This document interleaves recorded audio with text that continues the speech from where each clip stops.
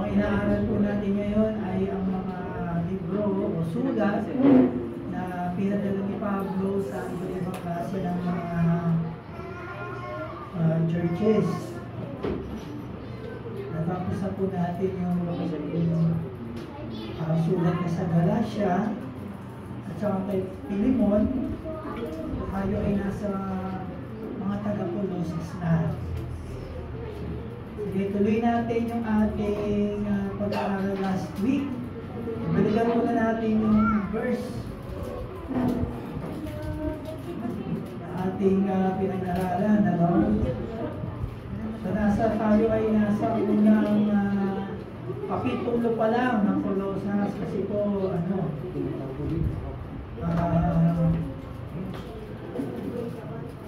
pinag-aaralan po natin ay verse by verse para po mas maintindihan natin kung ano yung sinasabi dito ng Panginoon sa atin. Kasi po, sinulat po ito ni Apostol Pablo. Siyempre, yung lingwahe ng panahon na yun ay hindi sa katulad sa lingwahe natin ngayon. So, para maintindihan natin kung ano yung sinasabi niya, dito sa mga taga-Colossus, kailangan tayo ang pumunta doon sa panahon niya para mas maunawaan natin. Hindi po pwedeng dali natin yung panahon ni Pablo dito sa panahon natin ngayon. Tayo po ay pumunta doon sa panahon niya upang mas maunawaan natin. Kasi iba-iba po ang mga salita ng araw, iba yung ibig sabihin, di ba? Para sa Gen Z, ano ibig sabihin ng sa salitang bahay? Sa inyo, bahay. Bahay lang? Sa mga millennial, ano ang salitang bahay sa inyo? Wala rin? Wala? Sa amin, wala kayo tawag na 80s yan, may tawag na 80s. Ang tawag sa bahay namin noong araw, pag sinabing bahay, highball. Highball. Yung airmat, alam niyo ba yung airmat? Nanay. Airpat. Tata. Kwek-kwek. Tusok-tusok. Iba-iba. Sa ngayon ba yung Gen Z, ano ba tawag sa magulang? Paps. Papsi. Yan, ganyan. May narinig akong ganyan eh. Mamsi. May narinig akong ganyan, ano? Iba-iba, di ba? So, kailangan alamin natin ano ibig sabihin ni Pablo, no? Sinulat niya to kasi time na yun, siyempre, kung ano yung buhay nila, di ba? Nag-gets nyo? Ibig sabihin? So, gano'n, ano? Sige, tuloy natin yung ating pag-aaral. Pag-aaralan muna ulit natin ay mula Colossians chapter 1 verses 9 to 11. 9 to 11, tatlong verse lang yun, ano? So, hindi natin alam kailan tayo matatapos dito. Kasi tatlong verse pa lang to. Sige po, saan yung lalagay ang basa? Kaya't wala nang marinig namin ito, patuloy namin ilalagay sa Diyos na sa amin ito, nawan sa inyo, lupusan ang kanyang kalooban sa pamamagitan ng pagtuman at pangagawang kaloob ng Espiritu. Sa gayon, makakapamuhay ng kalimot ng karapat-dapat at tagalit-ulit sa Panginoon, sasailan sila ng uri ng mabubuting gawa at dalawa ang inyong pagkakakilala sa Diyos. Dinadalangin din namin patatakin niya kayo sa tulong ng kanyang dakilang kapangyarihan upang inyong mag-iis ng saya at may pagdadala ng lahat ng bagay. Okay, so ang title ng ating pag-aaralan ay The Fruit of Knowledge. Ano? Bali ang pinaka mensahe ng ating pag-aaralan na ito. Dinadalangin sa patuloy namin idinadalangin sa Diyos na sana'y ipaunawa niya sa inyo ng lubusan ang kanyang kalooban sa pamamagitan ng karunungan at pag-unawa sa loob ng Espiritu. So, sa English, we heard about you have not ceased praying for you and asking that you may be filled with the knowledge of His will in all spiritual wisdom and understanding. So yung pag-aaral natin noong nakaraan, tuloy natin na yung, diba sabi nga natin na ang moralidad ng tao ay napapaloob sa isang katotohanan, Kasi nga, ang basihan po ng tamang pag-uugali o tamang asal, tamang modo, ay nakabase po yan sa revealed truth o nakabase po yan sa katotohanan. Diba? Kapag lahat po ng mga tamang ginagawa natin sa buhay ay base po yan sa truth, sa katotohanan. Kaya nga diba ang sinasabi ng nakaraan, example natin ng nakaraan, na kapag ikaw ay lumabag sa truth o yung behavior mo, halimbawa nagdadrive ka, tapos ang takbo mo ay 100 kilometers per hour, hinuli ka, ano ibig sabihin nun? Ikaw ay nag-misbehave. Ba't nagagawa yung misbehave? Ikaw ay nag-misbehave. Hindi misbehave na sa klase, ha? Sa klase, ganyan. Kaya po kasi misbehave. Parang ganun din actually. Nag-misbehave ka dahil ang absoluto, ang law, ang batas, ay kaya ka inuli dahil ang speed limit lang ay 80, pero ang takbo mo ay 100. Kaya, isabihin, nilabag mo yung absolute, nilabag mo yung truth. Na ang truth, dapat 80 ka lang. So, same lang din ang punta ka sa isang store, convenience store, wala naman nakatingin, pero kumuha ka ng isang bagay, tapos pagtabas mo na huli ka, makukulong ka. Kasi, nag-misbehave ka din dahil nakalagay nga, bawal ang shoplifting. Sa ibang bansa nga, like sa Singapore, pag nag-shoplift ka, parusa ng taon. Kumuha ka na ng isang candy, biro mo, kapatumbas ng isang, 7 taon kang makukulong dahil na sa isang candy, di ba? Kaya, o ano man. So, ayan yun. Kaya sabi dyan, truth is the basis of all right action.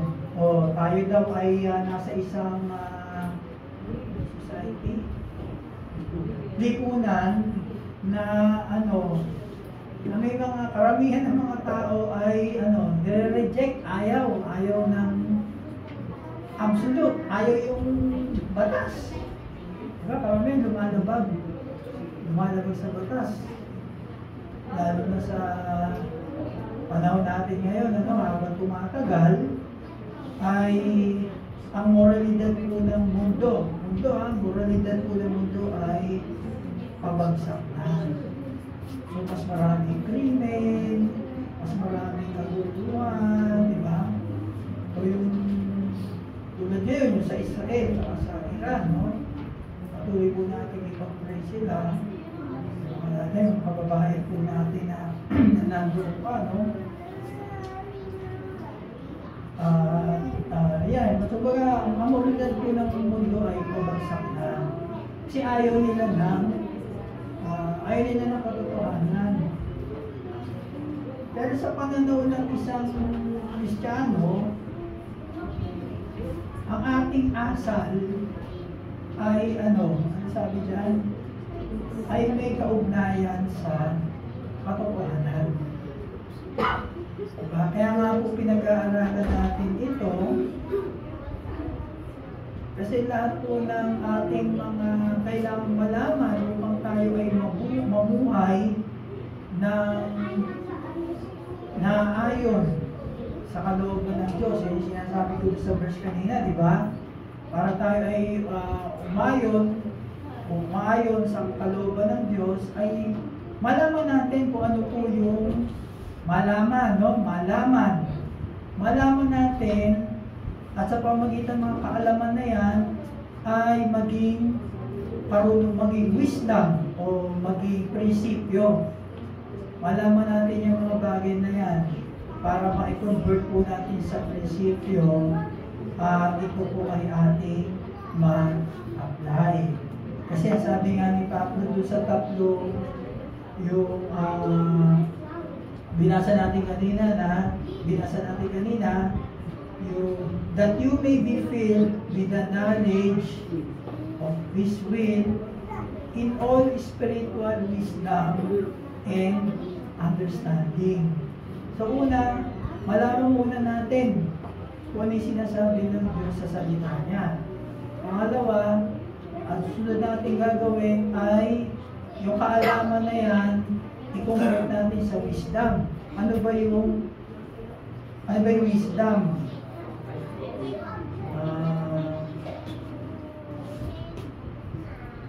Ang wisdom ay ano yun?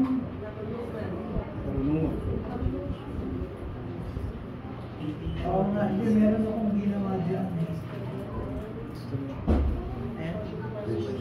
Ayan, wisdom, ano yung sabihin niya? Karunungan. Yung knowledge, kaalaman. Yung wisdom, karunungan. That's turning all of that information into a principle that can be applied to. I-convert natin yan sa prinsipyo para ito ay mai-apply natin sa ating mga buhay. Kasi kung alam lang natin, pero hindi naman natin ina-apply sa buhay natin, bali wala. No? Kailangan, alaman muna natin at pagkatapos ay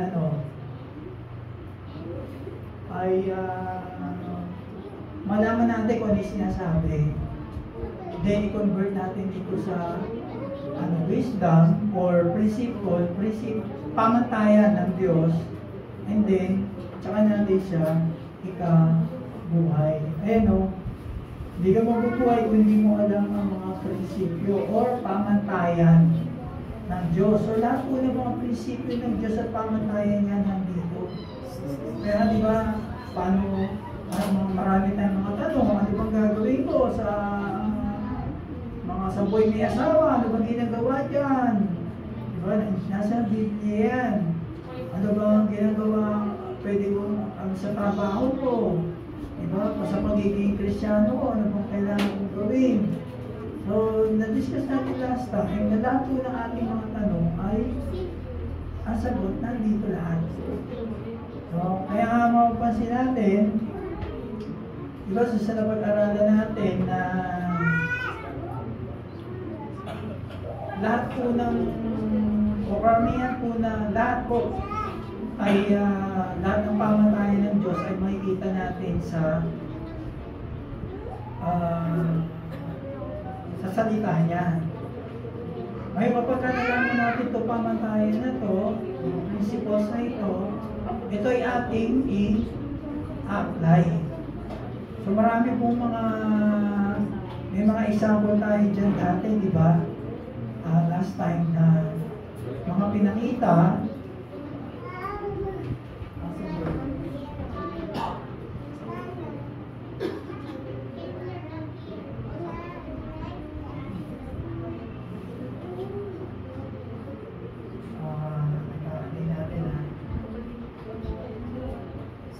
yan yung isang example. So kapag tayo po ay nag-aaral ng Biblia o sa ating Bible study, actually yan makikita po natin yan, basta alam po natin.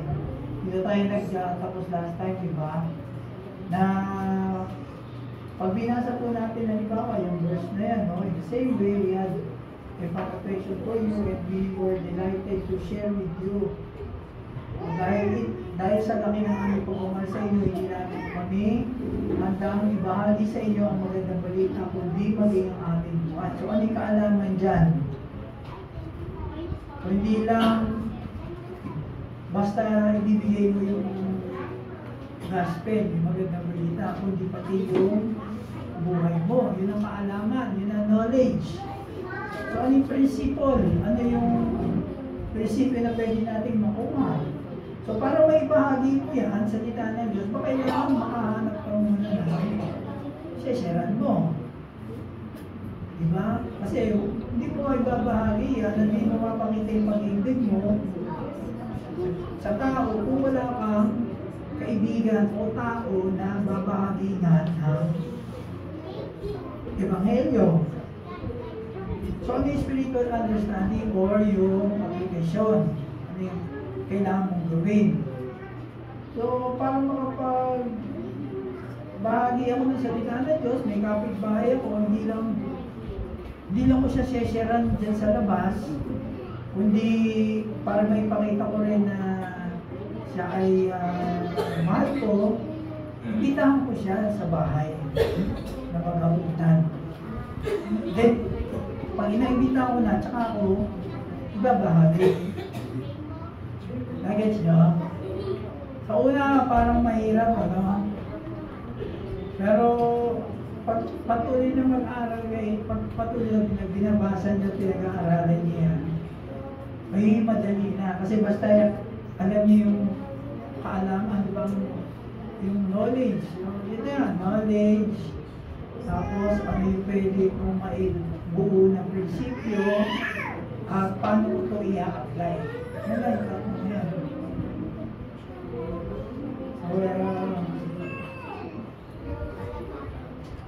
So, ito yung sapagkat hindi pa nila naunawaan ang tungkol sa pagpapakain ng tinapay, hindi pa ito abot ng kanilang isip. So, sabi doon sa English kasi, but their hearts were hardened. So, ang konteksto niyan ay yung pagpapakain ni Jesus ng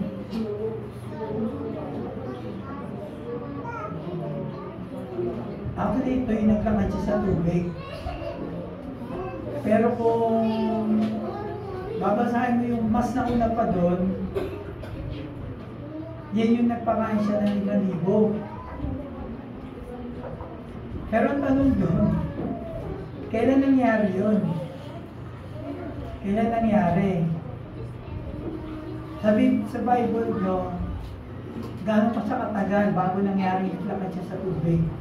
Mula doon sa pagpapakain niya ng 5,000. Gano'ng kalayo o gano'ng katagal? Isang araw. Magabi lang yun. Ha? Isang araw lang ata. Magabi lang yun. Kung makikita niyo yan sa Bible nyo, isang column lang. Eh sabihin nun, pag binasa niyo yun, tsaka yung kasunod ng lakad siya sa tubig, nung gabi lang nangyari yun, kasi nung gabi lang araw din yun, nung gabi. Mismong oras din yun. Baga, nakalimot na sila, no? Kasi nung nakita nilang namangha sila, tapos parang may silang pagkaniwala na naglakad siya sa tubig. Samantalang patatapos lang ni Jesus na magpakain ng 5,000. Nalalaki lang yun, ha? Sa pamamagitan lamang ng ilang tinapay.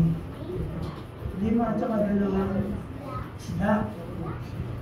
So kung binasa natin yun, anong kaalaman na makukuha natin dyan? Nakalimot sila. Ang bilis sila makalimot. Para ba may pinag-aaralan natin ito ngayon? Baka paglabas ka dyan, nakalimutan niya na. O ano yung mga pinag-aaralan natin? Ano yung principle? Kaya nila nakalimutan, kasi matigas ang kanilang puso. So kapag ka matigas ang puso mo, madali ka nakalimutan. Tama, totoo ba? Ha? Sa pag-ibig, ganyan ba? Mga jowa nyo? Ha? Ganyan ba mga jowa nyo? So kapag matigas ang puso, ay mabilis na makalimot. Ganyan yung sinasabi dyan. Ngayon, ano yung application? na kailangan natin gawin. So, para hindi ka maging makalimot, para hindi ka mabilis makalimot. So, ang kailangan gawin natin ay, pagsikapan natin alalahanin yung ginawa ni Jesus sa atin o yung ginawa ng Diyos sa atin, di ba? Protection niya, yung pagligtas sa atin, sa ating mga kasalanan, diba?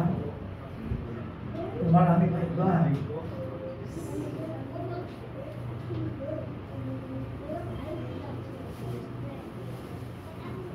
So, para magawa po natin yun, ay kailangan natin mag-aral. Kailangan natin pag-aralan ang salita ng Diyos. Mahalaga po ay ating pinag-aaralan, hindi na po basta binabasa natin na parang umix. Ayan. So, sabi naman dyan, there are some places, meron mga ibang mga verses sa Bible na makikita mo na yung kaalaman, pati yung prinsipyo. Isa nandiyan na. So, na lang yan. Tingnan nyo na lang. Ayan make my joy complete by being same mind, maintaining the same love, united in spirit, intent on one purpose, do nothing from selfish or empty conceit, but with humility, consider one another as more important as yourself. So, ano yung knowledge dyan? Ano yung knowledge? Ayan, magkaroon ng isang kaisipan. Magbukod kayo sa isang pag-ibig at magkaisa sa puso't diwa. Yan yung knowledge. Ano yung principle? Ito yung principle. Huwag kayong gumawa ng anumang dahil sa pansariling dahiling o pagyabang sa halip bilang tanda ng pagpapakumbaba. Ituring nyo higit ang iba sa inyo sa inyong mga sarili. Tama, di ba? Para magkaroon tayo ng pag-ibig sa isa't isa, ng unity. Ayan, gawin natin. Tapos, sa verse 3, ayan yun, yung application.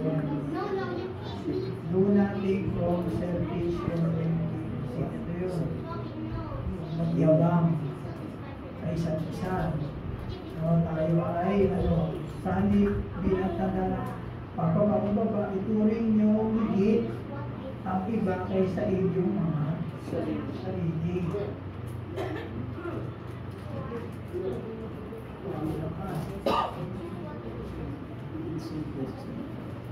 Meron may iba na makikita mo lang dyan yung principle pero wala yung application. Meron namang iba, kailangan hanapin mo.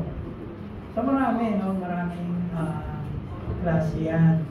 So kapag tayo ay decide talaga natin pag-aralan ang salita ng Diyos, ay yan yung mga kailangan natin gawin. Yung tatlo lang yun, hanapin mo yung knowledge, ano yung kaalaman, tapos i-convert nyo sa principle, at paano mo ma-i-apply. Yan. So, din na tayo. Kapag ito po ay ating nagawa sa buhay natin, ayan yung magiging resulta. Ano yung resulta? Ano sabi? Sa ngayon, makakabuhay na kayo ng karapat-dapat at kalugod-lugod sa Panginoon, sasagana sa lahat ng uri ng mapupuling gawa at malawak ang inyong pagkakilala sa Diyos. Dinadalangin din namin pagkakabit niya kayo sa tulong ng kanyang pinakapangyarihan upang inyong mag-iis ng saya at may pagtiyaga ang lahat ng bagay. So yung verse 9 na sinabi doon ni Pablo na I pray that I'm asking the Lord that you may be filled with the knowledge of His will and yung wisdom and understanding. Yun yung pinag-aralan natin una, di ba? Pagtulungan, principle, at saka yung spiritual understanding o application. So kapag ka daw nagagawa natin yan, sa verse 10 at 11, yan po yung resulta. Nagets nyo? Yan yung resulta na tayo ay makakapamuhay ng karapat-dapat at kalugod-lugod sa Diyos. Kasi sabi niya sa gayon, kapag nagawa daw yan natin, ay makapamuhay tayo ng karapat-dapat at kalugod-lugod sa Panginoon, sasagana lahat ng uri ng mabubuting gawa at lalawak ang iyong pagkakakilala sa Diyos. Idinadalangin din namin patatagin niya kayo sa tulong ng kanyang dakilang kapangyarihan upang inyong matiis na masaya at may pagtataga ang lahat ng bagay. Actually, tapos na yun. Siguro naman, naintindihan nyo, no? So, ang resulta daw nung pag ginawa natin yung verse 9, etong verse 10 at 11 ang magiging resulta. So, ano mga makikita natin dyan sa verse 10 at 11? O, meron 5 benepisyo na kapag nakuha natin, nalaman natin kung ano yung mga kaalaman at prinsipyo ng Diyos sa salita niya. Meron 5 benepisyo. Summary na yan. Summary. So ano yung 5 na yun? Una, you will walk worthy unto all pleasing. O diba? When you are dominated by knowledge, principles, and spiritual applications, you will live a daily life worth of the Lord too. Living a day-to-day in good conduct. Against na kapag ito ay nagawa natin, tayo ay sa bawat araw na ating pamumuhay, tama yung ating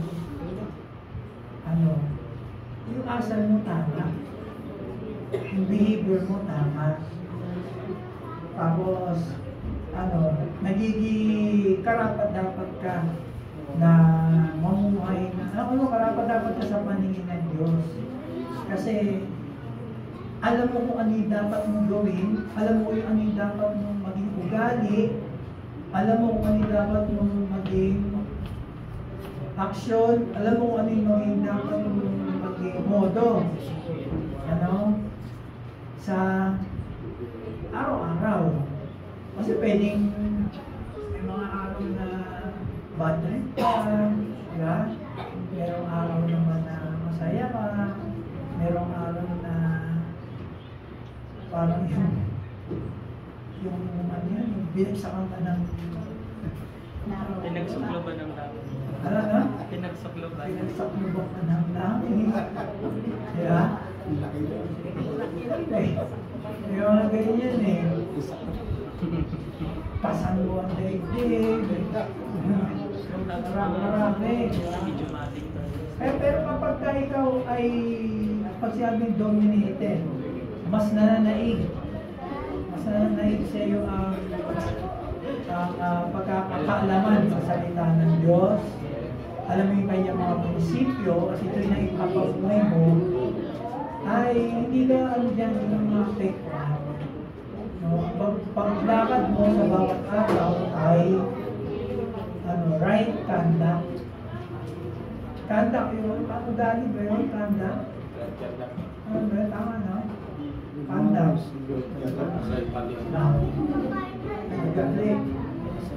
Ang pangalawa, you will be. Ano yung pangalawa?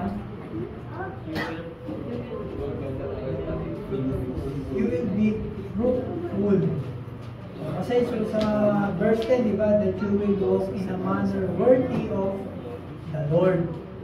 Yan yung number 1. In number 2, you will be fruitful in every work. So, sabi doon sa verse 10 din, to please Him in all aspects.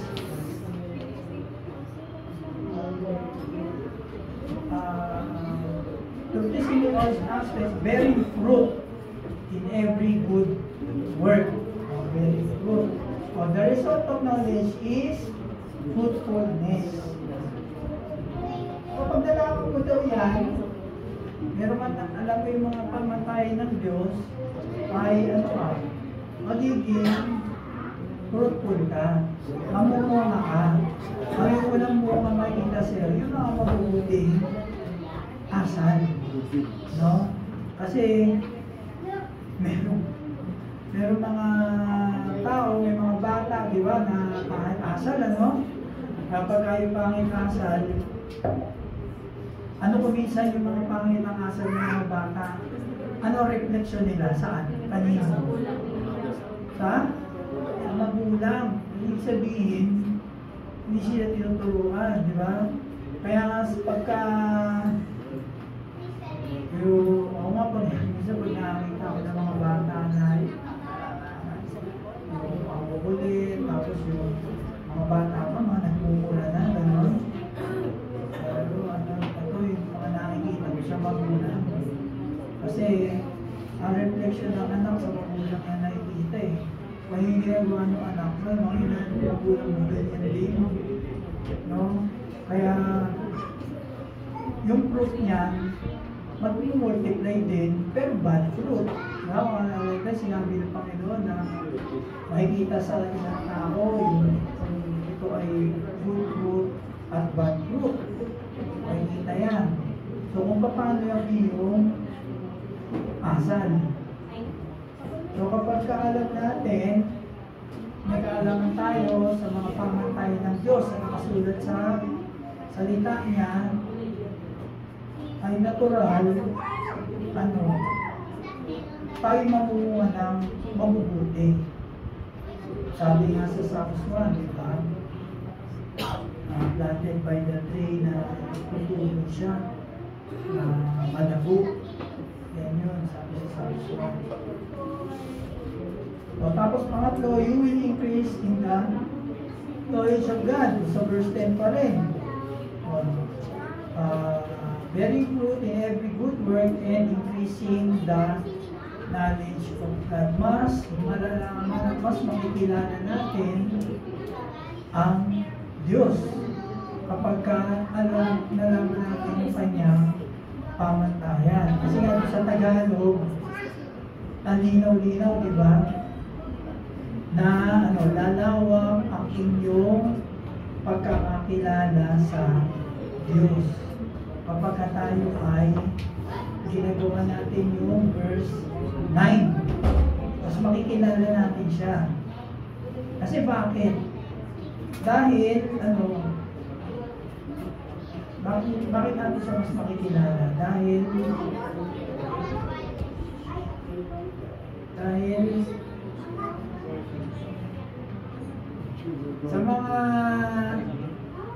sa mga asawa nyo, sino may asawa dito?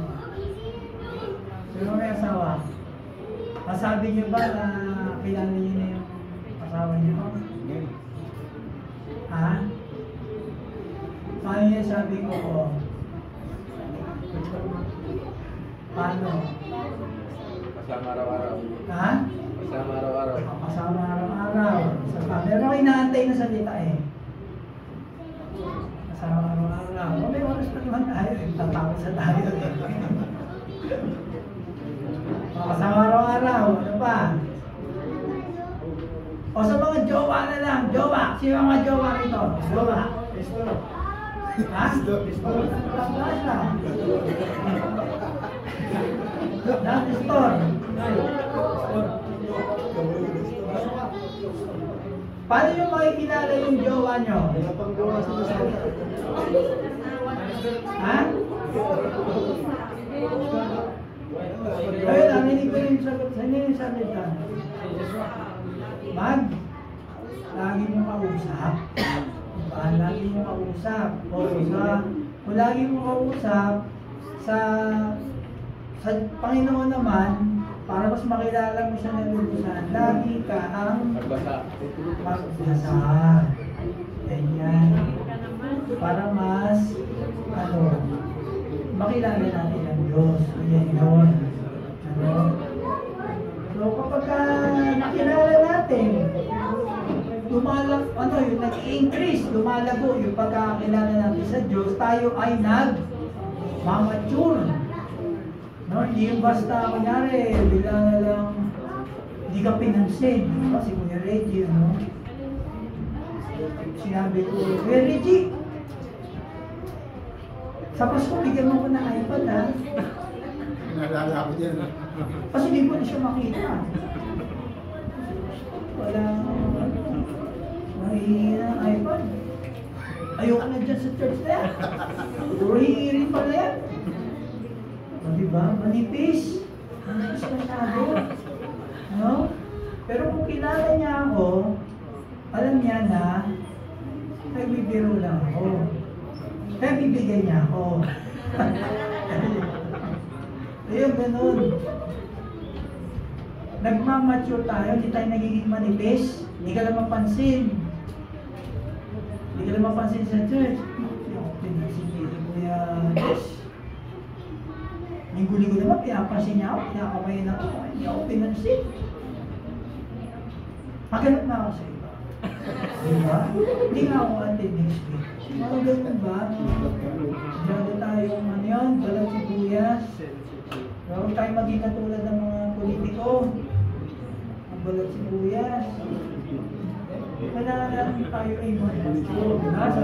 Well, pag-aralan natin last time, nasa mga pagsubok at hamon sa buhay, yan ang isa sa mga instrumento ng Diyos para tayo ay lumago. Natatandaan niyo yun. Kailangan natin next time. Next, number 4. For you will be strengthened with all might according to the glorious power. So, nasa yan? Nasa verse 11. Dinadalangin din namin, patatalin na kayo sa tulong na kayong dakilang kapangyarihan upang inyong matiis at masaya. At matiis na masaya at may pagtsatsaga ang lahat ng bagay. Sabi niya, practical knowledge, applicable knowledge. So the knowledge of God's principles are going to find that you are strengthened. Sapagkat pag nalaman mo na lahat ng pamatayan ng Diyos, ikaw ay mapapalakas. Hindi ka manghihina. Baga, ano man ang dumating unos sa buhay mo, ay hindi ka manghihina, hindi ka weary. Sa Tagalog mo, weary. Hindi ka magiging lupay-pay, hindi ka magiging yung ayoko na kumating, ganyan. Ang problema naman, pag umatay na pula, dagdag yung problema ko sa buhay. Mga ganun ba? No? Dapat na mas lalo tayo. Pumunta kasi, yun yung sabi, diba, na tayo ay matiis na masaya. Madali ba yun? Ha? Inuwi Ate JP. Madali ba yun? Na matiis ka na masaya sa mga problema mo. Hindi, di ba? Hindi madali. Huwag tayo mag-hipokrito. Hindi madali yan. Pero sinabi nga, di ba? Sinabi nga ni Pablo, inadalangin din namin. So, ano ibig sabihin nun? Kailangan natin ng bawat isa. Maipanalangin natin ng bawat isa. Di ba?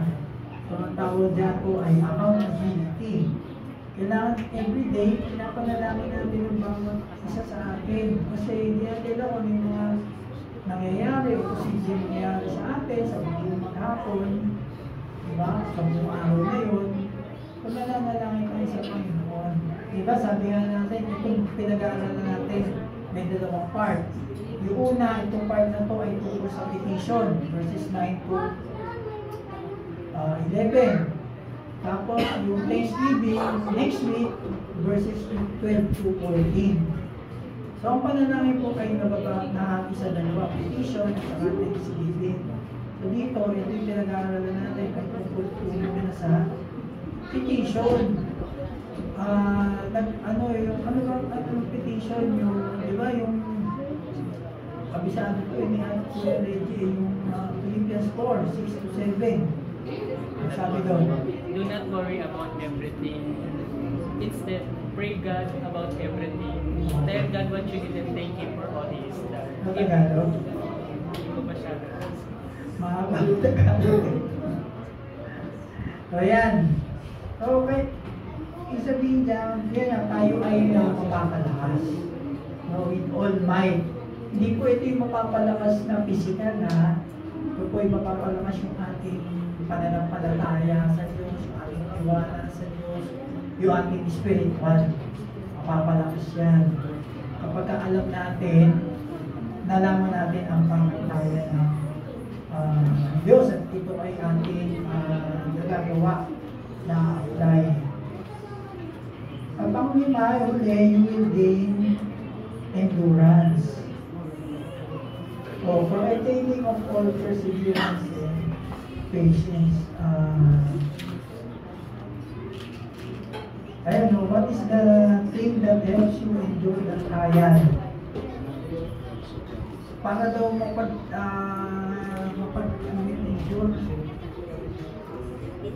mapagtyagaan mo ang pagsubok, ano daw? Ayan yung sagot na. Yung mga kaalaman mo sa mga pangako ng Diyos. Pag naniniwala at namanampalataya ka sa mga pangako ng Diyos, yan ang sisilbing pagtsatsagaan mo. Pagtsatsagaan mo para patuloy ka lumakad sa kalooban ng Diyos. Kaya isa mali, dahil sa pinag-aralan natin, In summary, Paul wants us to know God's truth is optional. We are going to walk worthy. yung 9 verse 10 to 11, yan yun. We are going to be fruitful in every good work. We are going to grow. We are going to be strengthened. We are going to endure and feel with joy. So, in summary, dyan sa pinag-aralan natin verses 9 to 11, nais ni Pablo na malaman natin kung ano yung mga katotohanan na sinasabi ng Diyos. At sa pamagitan na kapag nalaman natin yan, na-apply natin, tayo ay mamalakad na may yung worthy.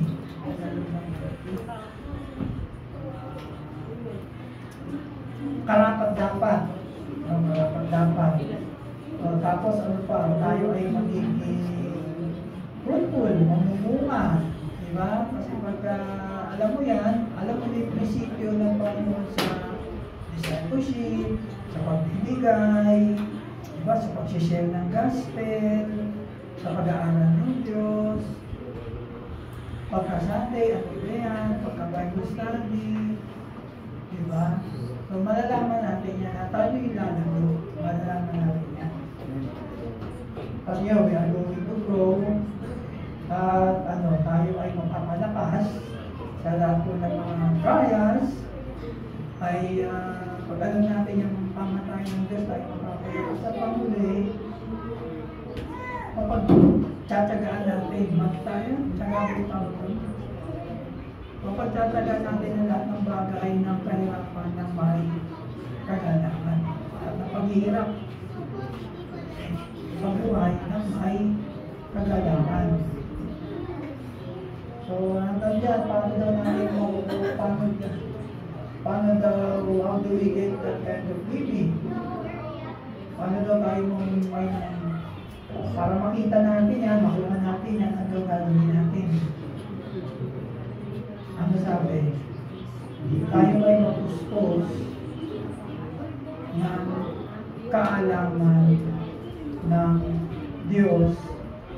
Gawin natin itong mga pamantayan at i-apply natin sa ating mga buhay. Tayo ay sa buhay natin. Lahat ng mga natututunan natin sa salita niya. Amen? Okay, tayo dito ngayon.